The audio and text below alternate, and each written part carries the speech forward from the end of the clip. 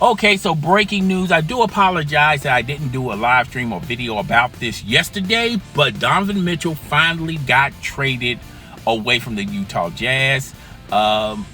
He's going to Cleveland. In return, Cleveland is going to give up Collin Sexton. I think I'm butchering his name. I do apologize. You guys know I butcher names on a regular basis, which, by the way, he signed a 4-year extension. So he's got 4 years with the Utah Jazz. And Danny Ainge, as well as the Utah Jazz organization, feel highly impressed with him.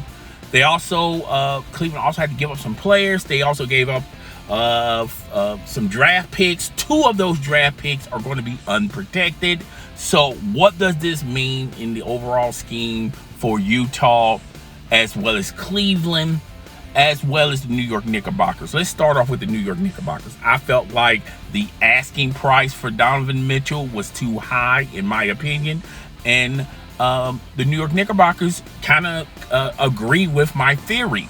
You guys know how I feel about Donovan Mitchell. I don't consider Donovan Mitchell a superstar. I don't even consider Donovan Mitchell a star. I think he's an above average player that if you feed him the rock, sometimes than not, good things are going to happen. But a lot of people seem to sweep it under the rug. The only time he was really very successful doing it that way is when they were in the bubble. Now, before and after the bubble, not a lot of success in that return, okay? So you guys know how I feel about Donovan Mitchell. I felt like Danny Ainge was asking way too much. New York said, hey, look, we've been there, done that. We did that with Carmelo Anthony. We gave up the sun, the moon, the stars. We gave up our nucleus for Carmelo Anthony. If we would have just waited, we could have gotten Carmelo Anthony much, much cheaper and kept our nucleus, and we could have done some phenomenal things with Carmelo Anthony with the nucleus that we already have. Food for thought, Gallinari was with the New York Knickerbockers, okay? So, the New York Knicks are saying we're not going to rinse and repeat and do that, and it really don't help our team none. It really hurts our team with the lack of depth and talent. So that's why they was sort of on a holding path on pulling the trigger to get Donovan Mitchell. RJ Barrett, Danny Ainge liked. The New York Knicks liked him so much they rewarded him with a contract extension. Now, it didn't necessarily mean they couldn't trade him, but it would just been a little bit difficult in maneuvering and doing. So Danny Ainge went to the Cleveland Cavaliers. The Cleveland Cavaliers didn't mind giving up that much for a lot for Donovan Mitchell. Now they're talking about they have a big 4 down in Cleveland.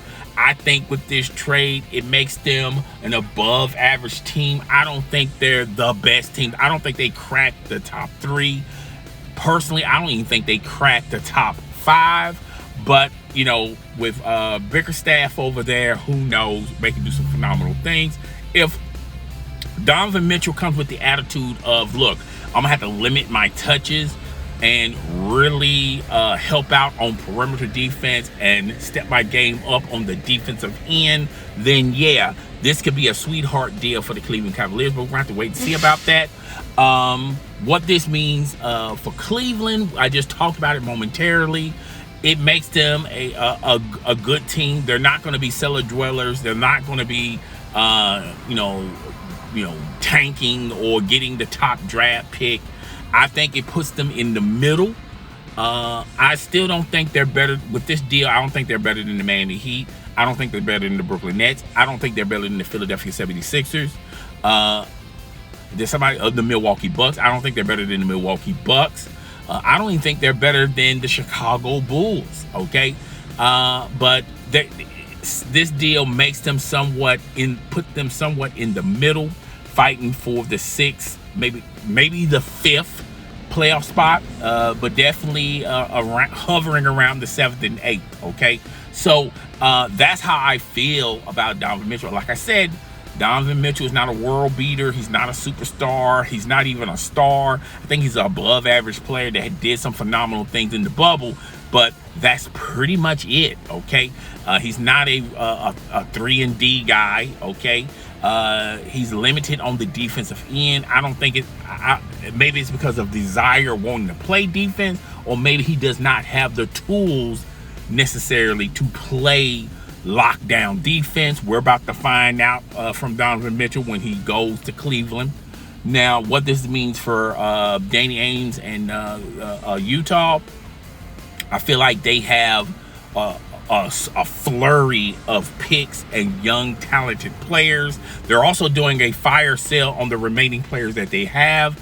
There's word around the campfire is that they got a trade in place with the Los Angeles Lakers. The Los Angeles Lakers are going to pick up the other veteran players that they have, and they're going to have to probably give up. The Lakers are going to give up one or maybe two of those draft picks if they want Utah to, if they're trying to get rid of Russell Westbrook.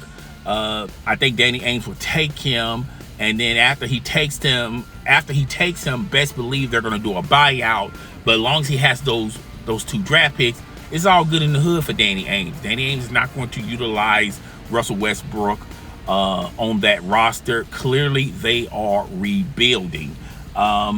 Winners, losers. I don't want to say I don't think Utah is a solid winner by any stretch of the imagination. I don't even think Cleveland is a solid winner by any stretch of the imagination. Well, what I will say is this was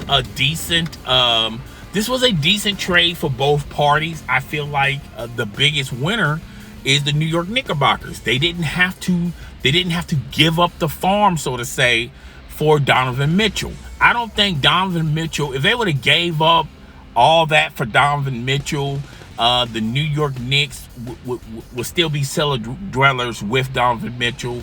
I feel like with Cleveland has a little bit more talent, even if they give up the talent that they already given up on, plus the draft picks, plus what they drafted this year.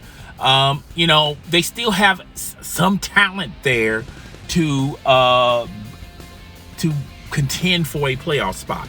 But I don't think they're the third best team in the East. I don't think they're the fifth best team in the East. I think they're hovering around the 6th, 7th, and 8th best team in the East.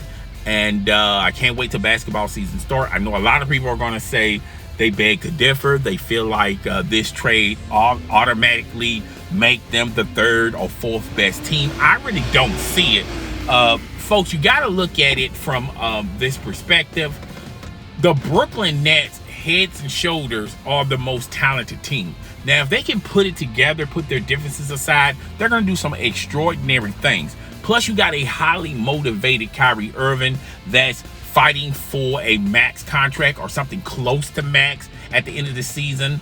Maybe since Kevin Durant rescinded his trade demand, maybe the Brooklyn Nets would come back to Kyrie Irving and probably do a max contract with Kyrie Irving if that makes Kevin Durant happy and it makes the Brooklyn Nets happy. So you're going to get a heavily motivated Kyrie Irving plus a Ben Simmons that hasn't played basketball in 2 years. You're going to get an energized, motivated Ben Simmons that wants to prove the Philadelphia 76ers and the doubters wrong. Plus you got Kevin Durant. All right, so that's one team I don't see Cleveland's going to beat. Another team I don't see beating is the Boston Celtics. I think the Boston Celtics are more talented than the Cleveland Cavaliers. Now, the Cleveland Cavaliers can compete offensive-wise with scoring, but that's pretty much it, okay? When you look at the Milwaukee Bucks, I think the Milwaukee Bucks are better than the Cleveland Cavaliers. Okay, so we already went through 3 teams. I think the Miami Heat are better because they've been together more. It's a better chemistry group than the Cleveland Cavaliers. They got to sort of figure it out on the fly with Donovan Mitchell going to Cleveland. So I don't put them past the Chicago Bulls as well as the Miami Heat. I don't put them past the Miami Heat. I definitely don't put them past the Philadelphia 76ers. Now, we done went through 6 teams already. All right. Maybe you may have something to say and switch and swap the Chicago Bulls with the Cleveland Cavaliers if you want to do that. But I still feel like the Chicago Bulls have been together a little bit longer. They're a little bit more talented than the Cleveland Cavaliers. But I wouldn't swap. I would just keep everything like it is. And already the East is already a pretty strong division. Okay, so it's not going to be a cakewalk for the Cleveland Cavaliers, as well as for the West as well. So yeah, that's all I got for this today. Like I said, I don't think Cleveland lost. I don't even think the Utah Jazz lost. I just think it's a push. This was a decent trade that makes both of these teams a little bit better, particularly where they want to go in the right direction. But I feel like ultimately the biggest winner is the New York Knicks. They didn't have to give up a lot for Donovan Mitchell. But guys, tell me what you think. Rate, comment, subscribe. It's your boy. I'm up out of here. Deuces.